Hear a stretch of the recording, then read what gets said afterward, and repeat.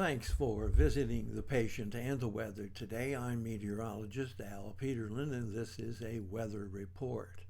I'd like to talk about the weather health stresses for July 27th. We keep additional graphics at tpatw.com. We also maintain a storefront on Amazon.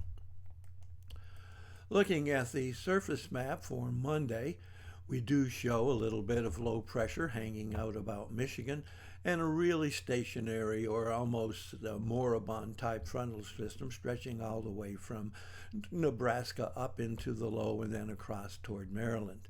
There is still that lingering, I'd call it a moisture line across the southeast, but mostly we have unsettled weather across the Rockies. We have unsettled weather about the Great Lakes and the Ohio Valley, and as always, a little bit of unsettled weather across Florida. Looking at our vitality index, which is a measure of the change where weather could have an impact on human health, and you'll see we have spotty activity across the western Rockies and the mountains and the high plains. We do have a more interesting aspect here in Kansas and Nebraska, and we have a lot of activity here in the middle Mississippi to Ohio Valley.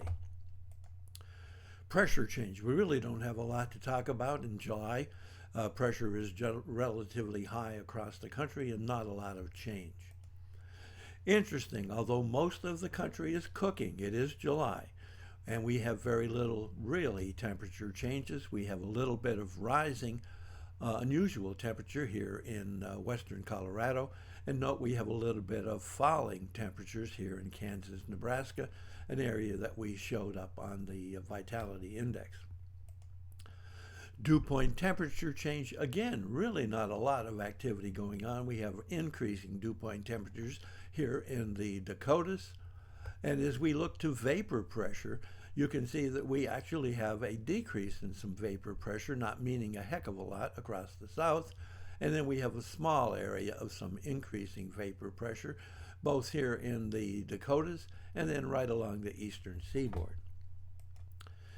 Instability, another different story. A little bit of spotty instability across the Intermountain West because of all of the monsoon moisture flowing up and individual showers and thunder showers.